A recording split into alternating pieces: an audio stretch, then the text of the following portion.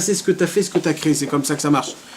Mais quand, en résumé, quand se présente devant toi une mitzvah, c'est vrai que c'est un peu dur de la recevoir, mais essayez de la recevoir et de la faire. Quand vous voyez un ami qui est en difficulté, etc., tendez-lui une main. Demandez-lui s'il a besoin de quelque chose. Vous savez, des fois, il suffit d'un sourire. Un sourire pour créer une vie, mes amis. Un sourire. Des fois, il suffit d'un bonjour sincère à un ami pour lui sauver sa vie. Est-ce que c'est dur de dire un bonjour sincère? C'est pas dur. Vous pouvez créer... Vous savez qu'un jour, il y avait un grand sadique dans la Gemara, on était en train de le grader. Alors un, il disait non, sa grandeur, c'était ça. L'autre disait sa grandeur, c'était ça. Et chacun.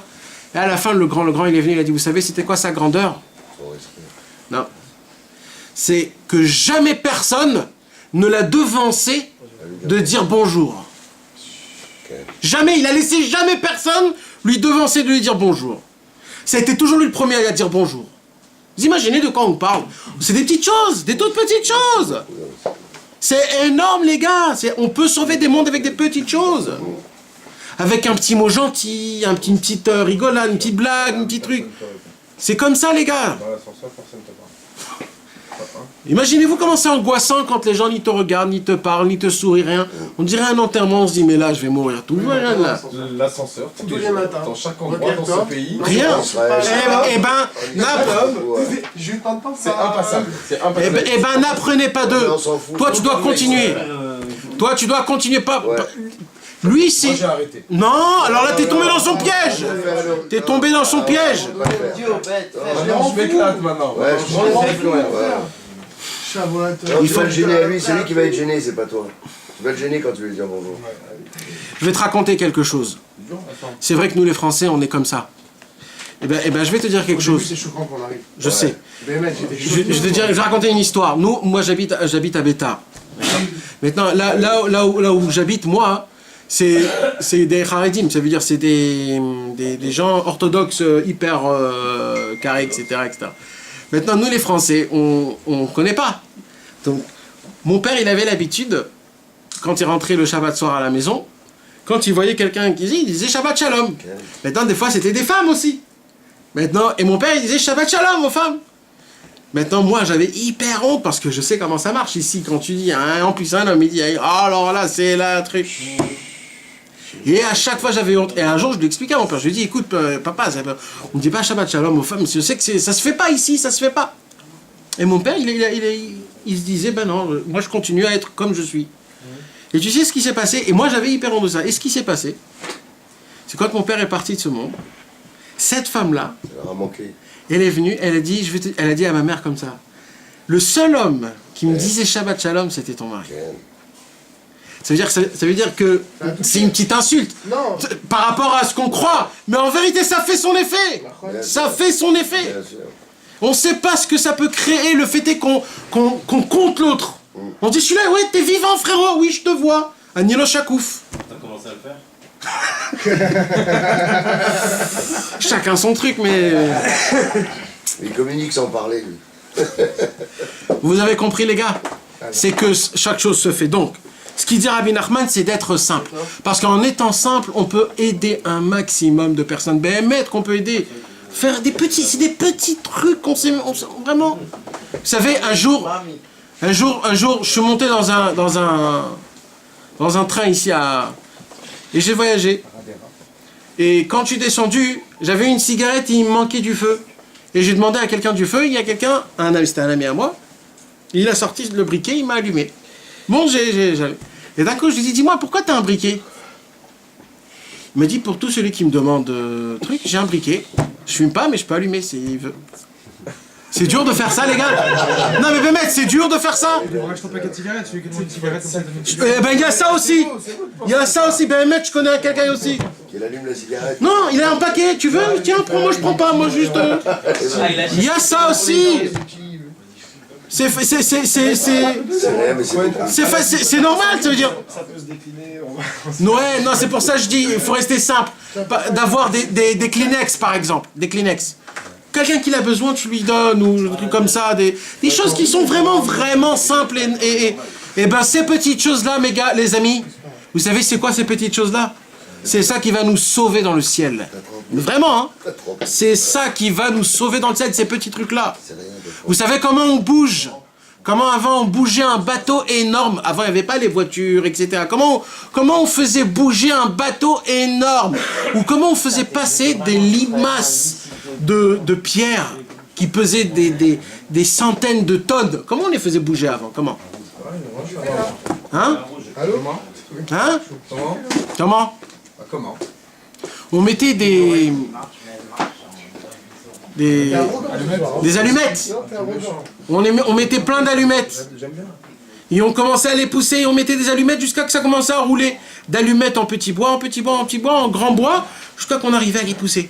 Avec des allumettes, on peut faire bouger des limaces des masses de pierres de 100 tonnes.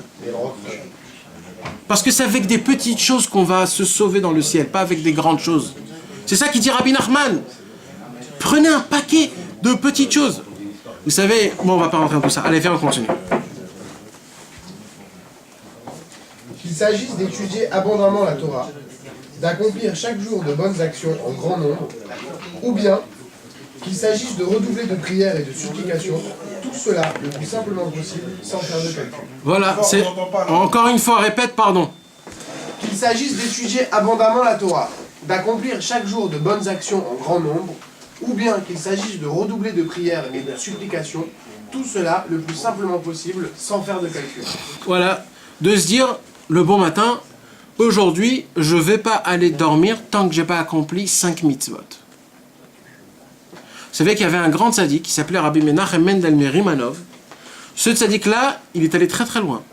Ce tzaddik-là, il a dit, je ne commence pas à mettre mes tefilines après le matin tant que je n'ai pas fait une bonté avec un juif. Alors qu'est-ce qu'il fait? Il est dans la rue? Alors il sortait dehors et il cherchait une mitzvah, comme il dit Rabbi Nachman. Comment je peux faire une bonté avec un juif? Par exemple. De l'aider à porter de l'eau. Hé, ben aider ton prochain, faire une... Simplement. Tout simple, chaque chose qu'il faisait. Et vous savez ce qui s'est passé? Le Yetzer Hara l'a tenté un jour. Il a dit, celui-là, je vais le casser en 4, on va voir jusqu'à où il va tenir.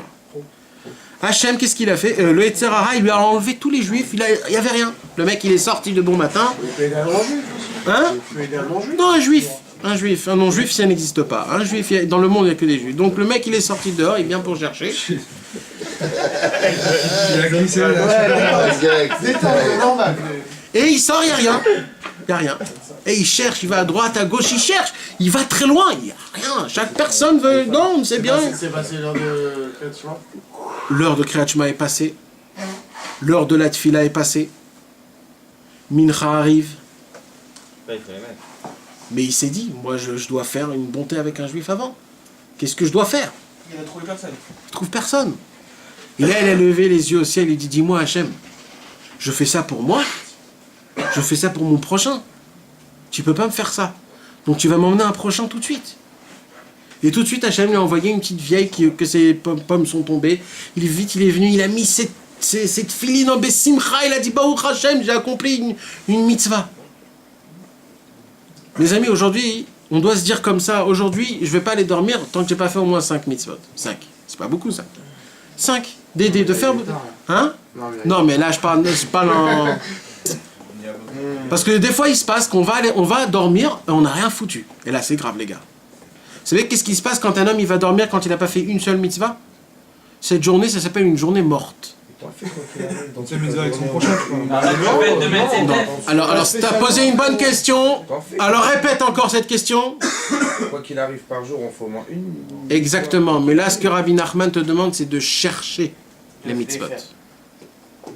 De chercher une que t'as pas l'habitude de faire automatiquement. Pas, non, même que tu as l'habitude, mais va, toi, à la rencontre de la mitzvah. Pas que la mitzvah vient à ta rencontre. Faut les provoquer. Exact. Le temps d'aller acheter tes clopes pour mettre la tzedaka, c'est pas... C'est bien. Mais il faut que tu ailles les chercher toi-même, ces mitzvot-là. Pas que la mitzvah elle vient vers toi, que toi tu vas vers la mitzvah.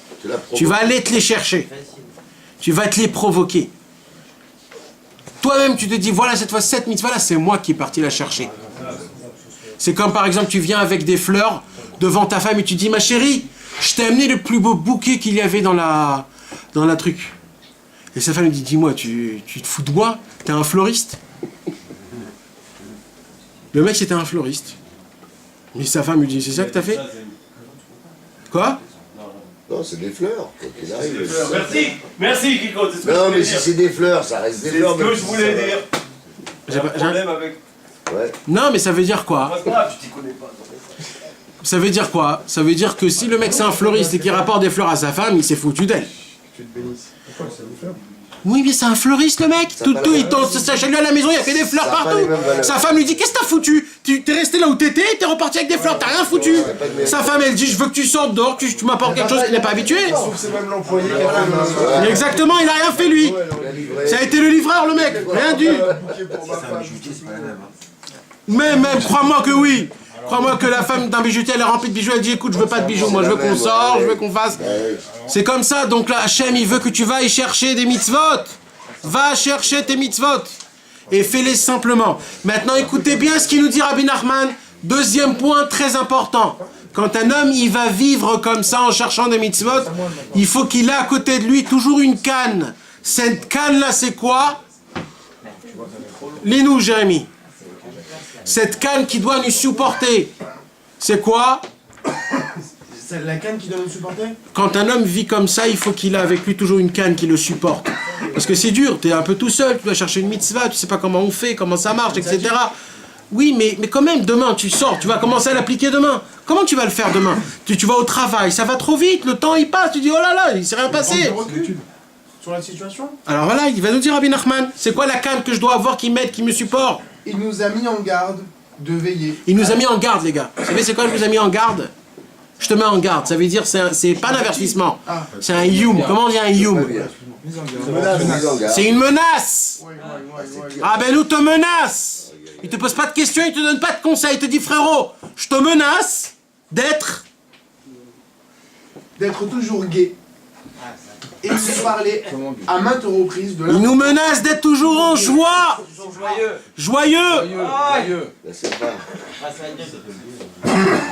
Ah, ça va être Dieu. Qu'est-ce que tu croyais? Vas-y frérot, continue. Comme la gaieté. Applique-toi. C'est pas gaieté. Il nous a mis en garde de veiller à être toujours gai. Et il nous parlait à maintes reprises de l'importance d'être toujours gai. Voilà, toujours joyeux, on va dire joyeux, c'est mieux parce qu'il y a des gens qui comprennent pas là. Comme cela est rapporté dans ses livres. Voilà. C'était pour lui un sujet cardinal sur lequel il revenait constamment et auquel il consacrait de nombreuses conversations. Vous savez, Rabbi Nachman, mes amis, c'est pas quelqu'un, il avait rien à faire. Rabbi Nachman, pour lui, 24 heures, c'était une demi-heure. Il disait à Hachem tous les soirs, mais Hachem, quoi, déjà le soleil, mais qu'est-ce qu'il fait? De quelle vitesse là il va? 24 heures, ça me suffit pas. Moi j'ai besoin que dans ma journée, il y a 50, 60 heures. C'est quoi 24 heures? Eh ben Rabbi Nachman prenait la peine tous les jours de répéter et de se répéter, et encore de répéter, et de dire et de parler, de convaincre, de concerner, d'essayer à plusieurs reprises et de menacer, et de nous mettre en garde. Toujours ça se répétait encore et encore d'une seule chose. Toujours être joyeux. Joie. Bessimcha, de se contenter de ce qu'on a fait. Un homme qui est en joyeux, il a la possibilité d'accomplir tout ce qu'on vient de dire. Maintenant qu'on a terminé notre propos, sachez que c'était ça aux yeux de Dieu qu'on veut qu'on soit. Si tu veux ressembler à un élève de Rabbi Nachman, c'est ça. 3 choses. Accomplir un maximum, C'est ça. d'être le plus simple que tu peux, Et avoir la joie de vivre. et toujours être joyeux. C'est tout. Est-ce qu'il y a plus beau et facile que ça? Si ça serait un autre, il vous aurait dit, bon, dès le matin, vous vous réveillez honnête, vous allez prier avec les tefilines, mettez Rashi, Rabbeinu Tam, étudier, etc. On n'a même pas encore commencé, et déjà, ça nous fait mal à la tête. Là, il te dit, Rabbi Nachman, je vais te faire facile la vie. Je vais te la faciliter. C'est tout. Sois joyeux, contente-toi de tout ce que tu fais. Prends un kiff de ce que tu fais. Cherche des mitzvot par amour. Essaye d'aider un prochain. Essaye de t'aider en toi-même. Fais des prières. Si tu n'arrives pas à aider quelqu'un, fais des prières. Dis des téhilim. Dis plein de téhilim sans les comprendre des fois. Lis le Zohar sans le comprendre. Ou alors étudie la Torah sans la comprendre. Mais fais un paquet. Il y a écrit que dans le ciel, on va compter. Je vous ai déjà parlé la semaine dernière. On va commencer à compter les pages. Les pages vont nous raconter. Ils vont venir, les pages. Ils vont dire, oh, les gars, il m'a lu, hein. Il m'a lu, je lui appartiens. Cette page lui appartient. Vous savez ce qu'il y a dans le ciel, mes amis? Dans le ciel, il y a notre maison exactement, mais notre vraie maison. Vous savez, c'est quoi notre vraie maison? Dans notre fausse maison, comme dans ce monde-ci, quand on achète un livre, on le met dans la bibliothèque, on a un beau livre, voilà, c'est un livre. Mais dans le ciel, il n'y a pas ce livre. Dans le ciel, il y a exactement les pages que tu as étudiées. Donc il y aura 2 pages, 3 pages, ça va être ça ta bibliothèque. Ce que tu as étudié, ce que tu as fait, c'est ça qui va être dans le ciel. Ce que tu as accompli, c'est ça que tu as dans le ciel. C'est ça. Donc imaginez-vous, le mec, il a une bibliothèque énorme, et quand il va monter dans le ciel, il a 2 feuillets. Ah, le mec, il sait vraiment... Plus un homme, il termine un livre, il a un livre dans le ciel, dans sa belle bibliothèque. Plus il termine encore des livres, et encore des livres, et encore des livres. Comme ça, il se crée. Vous savez ce qu'il a dit, Rabbi Nachman, à quoi ressemblent ces choses-là? Il dit, Rabbi Nachman, vous connaissez les princes qui se disent, tu sais, moi, je suis parti à Venise, je suis parti à Los Angeles, je suis allé à Miami, je suis allé à Barcelone, etc. Ils se disent, je suis parti, j'ai voyagé à droite à gauche. Il dit, Rabbi Nachman, dans le ciel en haut, on va se vanter, tu sais, j'ai étudié ce livre, et j'ai étudié ce livre, et j'ai étudié ce livre, etc., etc. T'imagines, le mec, il est jamais sorti de sa maison? Qu'est-ce qu'il va dire? Qu'est-ce qu'il va raconter? Qu'est-ce qu'il va faire? C'est pour cela, les gars, ce que Rabbi Nachman nous demande, c'est d'être un homme d'action. Un homme qui agit, qui fait, qu'il est dans le combat, et qui fait rien. Si c'est pas avec une grande compréhension, etc. Mais l'essentiel, c'est qu'il lit. Il a toujours ses livres, il lit. Si c'est pas la Torah, alors c'est les tefila. Si c'est pas la tefila, c'est les mitzvot. Mais toujours d'essayer d'avoir un circuit d'action, de toujours faire quelque chose de bien, de chercher à faire des choses bien. C'est ça qui va nous aider. Et il nous dit, Rabbi Nachman, avec des petites choses, on gagne un maximum. Pas avec les grandes choses, avec les petites choses. Que Dieu nous bénisse, qu'on puisse être des bons juifs, et qu'on puisse être lumineux dans le ciel, Bezrat Hashem. Je vais le